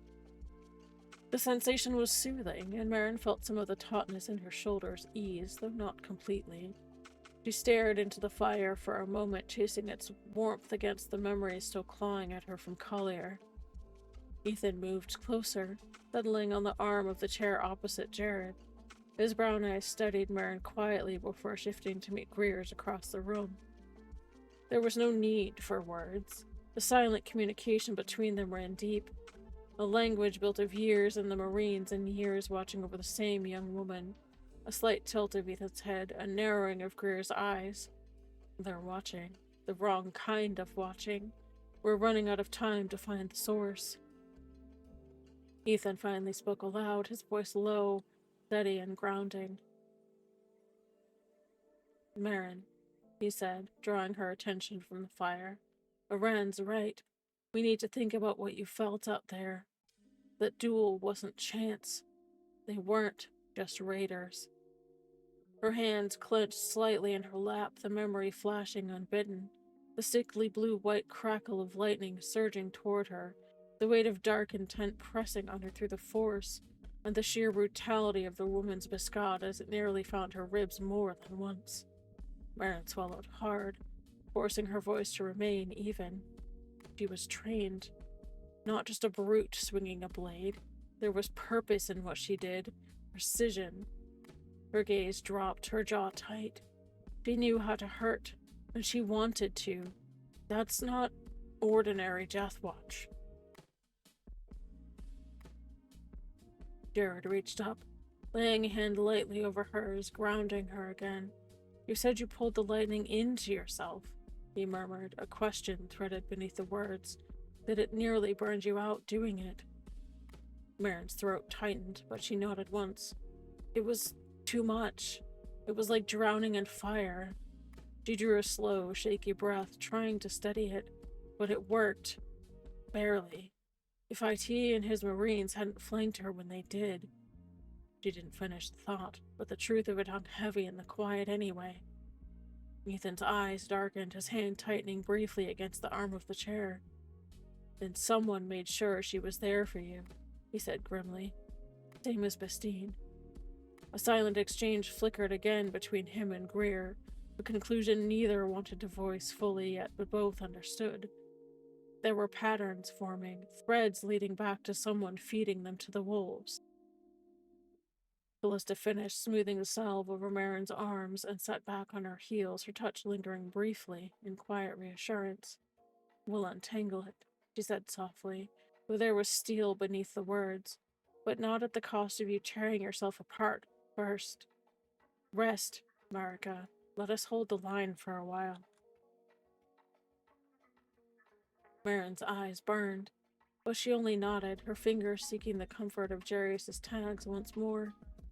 Jared's hand stayed steady over hers, a quiet promise, and in the hush of the hearth room surrounded by those who would bleed before letting the mountain swallow her again, Marin allowed herself, just for a moment, to believe them.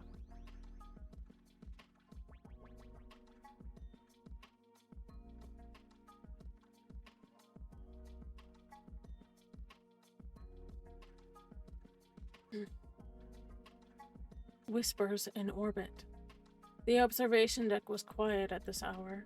Most of the ship's crew had long turned in or were working the graveyard shift far below in engineering. The soft hum of Valkyrie's systems filled the space, a steady pulse that seemed to echo off the deck's transparent walls. Beyond them, Catane's silvered crescent glimmered against the endless black, its light catching faint reflections on the polished durasteel floor. Two figures stood apart from the viewports, just near enough to feel the pull of open space, but far from any curious ears. Halloran leaned against a support strut, his arms folded, his expression the picture of relaxed indifference.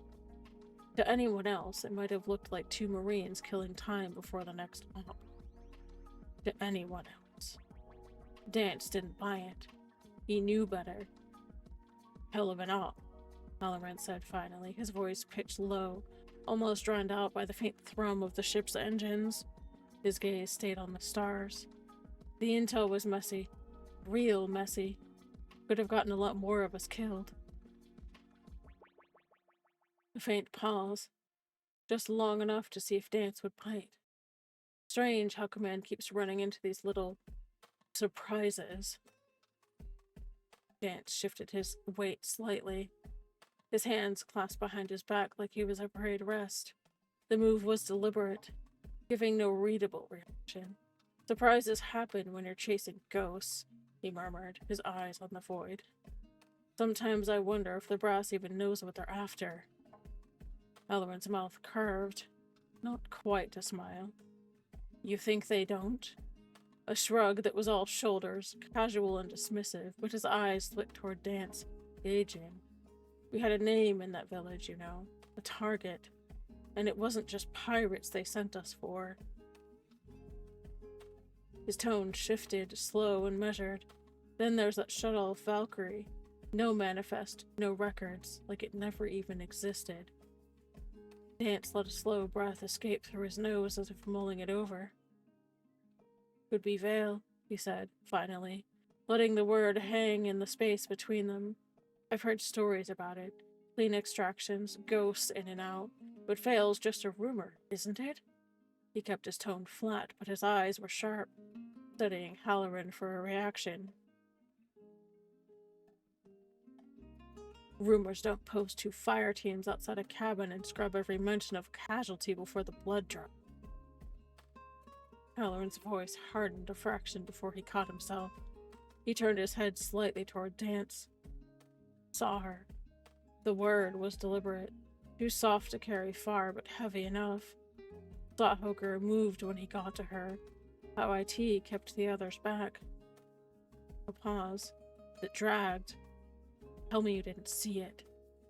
Dance's eyes stayed on the stars, but there was the faintest twitch at the corner of his mouth.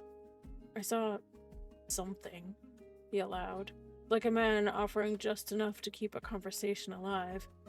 Someone they weren't expecting to have to pull out. Someone they weren't supposed to be chasing. A long silence stretched, both men letting it breathe. Halloran tilted his head, his voice dropping lower still.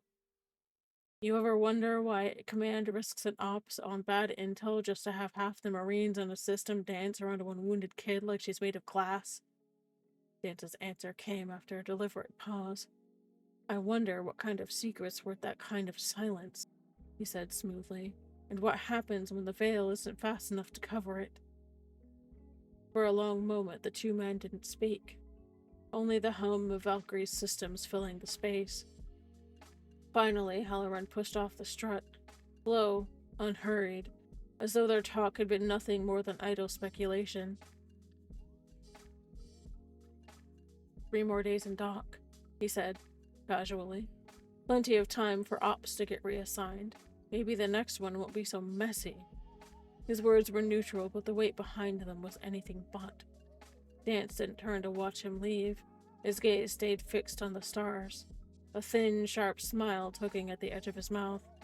If the veil could turn someone like her into a ghost, then all he had to do was find where the veil's reach ended. And make sure that Druckenwell was waiting there. Dark Prince?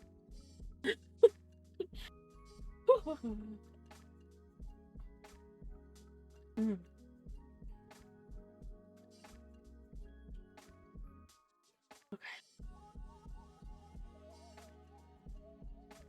Friends in the dark.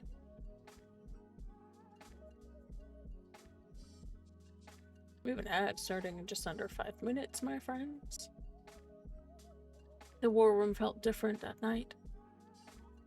The lights were dimmed to a low amber, the consoles casting faint halos of blue over steel and stone. Outside the thick blast doors, the mountain slept under a mantle of snow and wind. Inside, the air was taut. Not hostile, not panicked, just tight. The kind of quiet that came when men who had been soldiers for far too long knew trouble wasn't just coming. It was already here, sliding beneath the floorboards, waiting for the right moment to bare its teeth. Greer stood at the central encrypted console, a silent figure carved from old iron and Katani resolve. Harris and Ralph flanked the doorway, one on either side, watchful and still, while Vec occupied the far station, patching and layered encryption on his end of the relay. No one spoke. Not until the console finished cycling through Veil authentication and greenlit the channel. Even then, the silence lingered for another breath, the kind born of men who had learned long ago that words could damn you, even here, even among supposed friends. Greer finally keyed in his credentials and began typing the Veil message by hand. Every keystroke deliberate, every line stripped of unnecessary detail but heavy with the weight of what wasn't said aloud. Data 9. Status secured. Recovery on track but limited activity advised. Emotional strain present. Environment. Potential hostile interest persists. 2 actors exhibiting abnormal attention post-Collier. Links to compromised intel suspected. Confirmation pending. Risk assessment. Patterns echo pre-Bastine intel breach. Probability of deliberate targeting? High. He paused, his knuckles whitening around the edge of the console for a brief moment. Bastine wasn't a word he used lightly. Not in Veil reports. Not ever. But the parallels gnawed at him. The wrong intel, the baited op, the waiting knives. Collier hadn't been clean. Every instinct he had screamed they'd walked into another trap. And Marin, despite everything, had been right there in the crosshairs again. Vec glanced up from his station and met Greer's eyes, making a small gesture, 2 fingers to his temple, then an almost imperceptible twist of the wrist. A silent, they were watching her too closely. Greer gave a single sharp nod, adjusting the next line in his report. Additional. Surveillance of Theta 9 noted aboard Valkyrie. Actors unconfirmed. Recommend audit of intel paths leading to Collier and Valkyrie mission details. Something off-pattern. Quiet eyes advised until proof obtained. He signed the transmission, encoding it through 3 Veil scramblers, and sent it down the chain where only Connor's private console and Katane could unlock it. The screen blinked out, leaving nothing but the reflections in the cold transparent steel and the faint hum of the estate's systems. For a long moment, Greer simply stood, leaning one hand on the console, staring at nothing. He could still see Bastine if he let himself. The way Marin hadn't moved when Ethan carried her out, the dead weight of someone broken down past pain. 3 years hadn't dulled that image, only sharpened his quiet promise that it wouldn't happen again, not if he had anything to say about it. "Vec," he said finally, his voice low and roughened. "We keep this tight, just us, just Connors, no loose threads. We watch, we wait, and when this cracks open, we pull the bastards on the floor." Vec gave a single wordless nod. Harris shifted at the doorway, understanding in his eyes. They all knew the game now. Druckenwell wasn't on the table yet, but the pieces were moving towards it.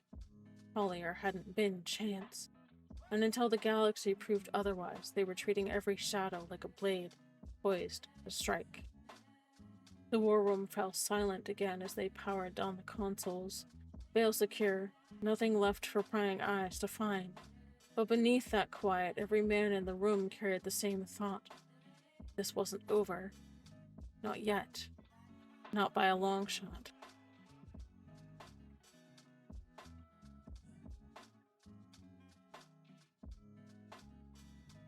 I'm gonna pause there because we have an ad starting in like 9 seconds. Please go get yourself some water and a snack if you need one. I will see you guys back here in a minute and a half.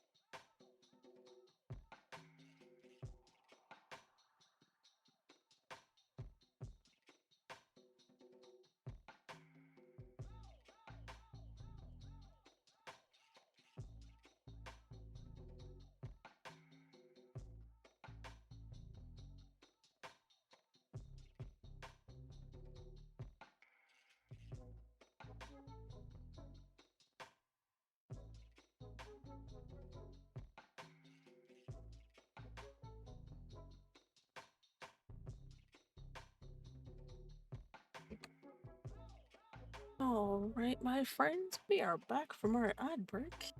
Thanks so much for sticking it out. Hope you took the opportunity to give yourselves a little bit of a break, stretch, snack, whatever you might need. There we go.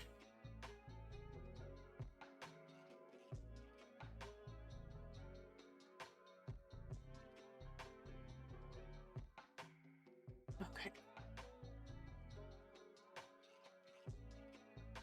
A watch kept him quiet. The estate was hushed, the kind of silence that came with old stone and deep snow pressing against the mountain walls. Even the night wind outside seemed to soften as it slid over the peaks and trees, leaving the hallways of the Durza estate steeped in stillness. Greer moved with deliberate care, his boots near silent on the worn stone. Harris and Ral had the lower watch near the stairwell, back outside the main entrance. There wasn't a sound that would go unnoticed, not tonight, not while Marin was still mending. He reached the door to her room, a faint light spilling out from beneath the threshold. He didn't knock. There was no need. Jared was on the other side, and Greer had learned their unspoken signals well enough by now. A gentle double tap on the frame, no more than a whisper of sound, was answered by a quiet shift inside. He eased the door open just enough to see. Marin was asleep, curled on her side beneath soft linen sheets, one arm tucked under her head, the other hand resting over Jairus' tags where they lay against her collarbone.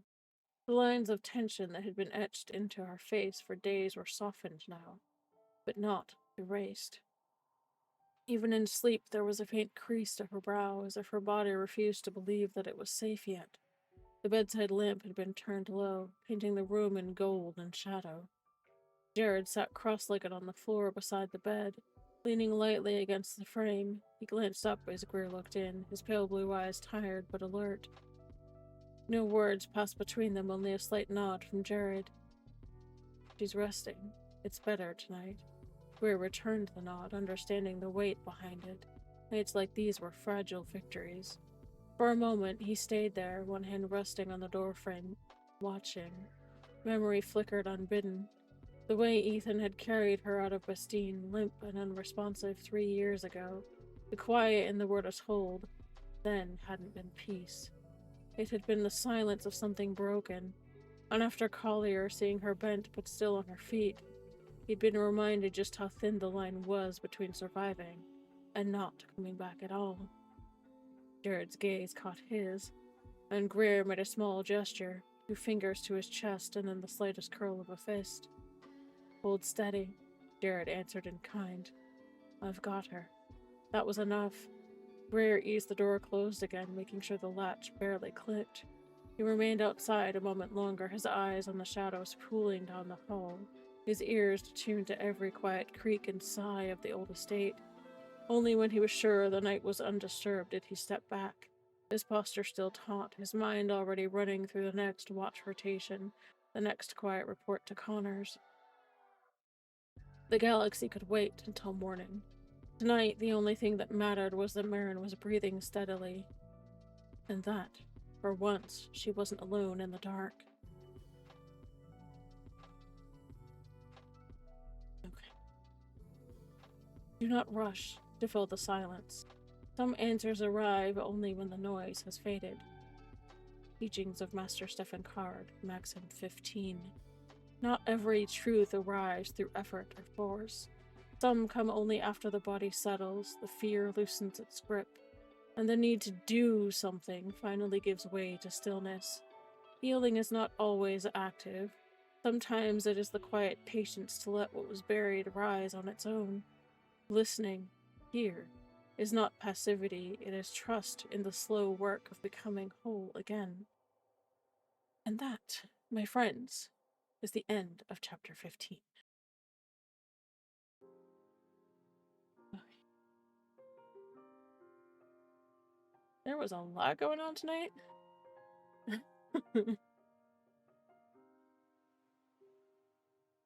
Okay.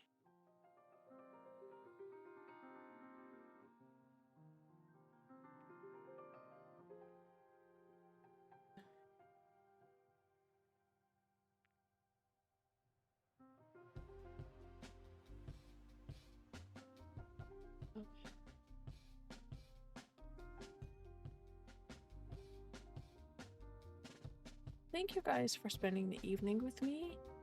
Before we close tonight, I want to take a moment to let the stories settle. Chapters 14 and 15 sit in a quiet place. Nothing explodes, no great decisions are made here. Instead, we're shown what it looks like to remain under watch, under care, under the weight of what hasn't finished unfolding yet. Marin is still healing, the mountain is still listening. The world hasn't moved on, even if it feels still. That kind of quiet can be uncomfortable. It asks us not to rush toward resolution. It asks us to stay present in the in-between, to trust that rest and vigilance can exist at the same time. Tonight also carries its own weight outside of the story. For some, today is full of people and noise. For others, it's quieter than they'd like. And for many, it's something in between. However today has felt for you, I hope that this time that we spent here offered a moment of steadiness, a place where nothing was required of you except to listen. If you take anything with you from tonight, let it be this. Stillness is not absence. Being held doesn't mean being trapped. And healing doesn't need to announce itself to be real. As you leave tonight, be gentle with yourselves, drink some water, stretch if you need to, step outside for a breath of cold air, or stay wrapped in the warmth. That's what feels right for you. There's no right way to move through tonight, and the archives will still be here when you're ready to return. The story will continue in its own time. Thank you for spending part of your evening with me, and for sharing in the quiet. Good night, and Merry Christmas.